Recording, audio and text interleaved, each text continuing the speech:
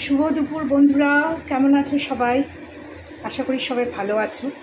আচ্ছা, আজকে না ফুলকপির রোস্ট বানাচ্ছি। এটা আমার মেয়ে আর আমার হাজব্যান্ডের মানে বললো লাঞ্চে খাবে, রিকোয়ারমেন্ট।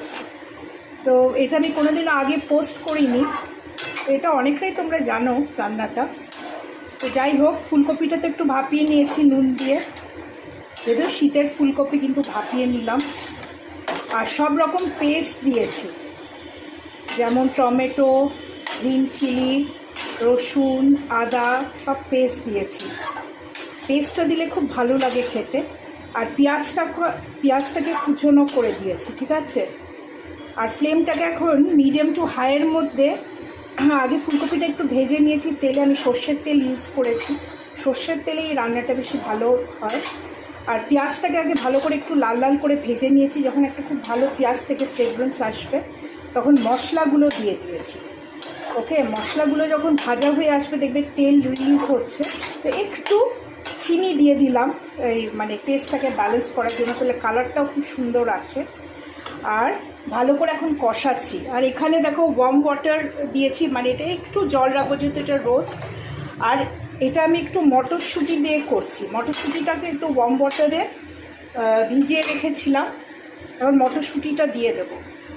এটা খুব ভাল লাগে খেতে, মটরশুঁটি দিয়ে ফুলকপি শীতের সময়, তোমরা করে দেখতেই পারো। এটা আরেকটু ভালো করে কষাবো। আর নামানোর আগে মানে গরম মশলা, এটা আমি বাড়িতেই থেতো করি, তোমাদের বলেছি।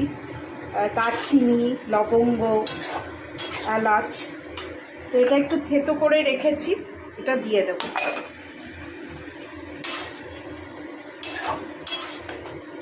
রান্নাটা হচ্ছে বন্ধুরা, গরম জলটা দিয়ে দিলাম, ওয়ার্ম ওয়াটার তোমাদের দেখিয়েছিলাম।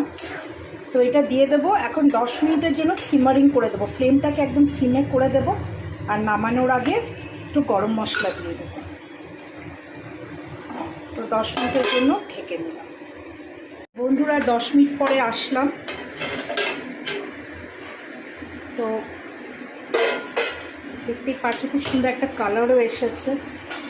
এখন গরম মশলা দিয়ে দেবো, ফ্লেমটাকে একটু হাই রাখবো, আর গরম মশলা দিয়ে দেবো।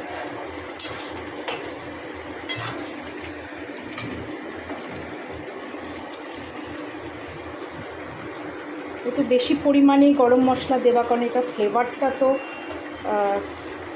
গরম মশলাতে ভালো লাগবে ফুলকপির। তো ঠিক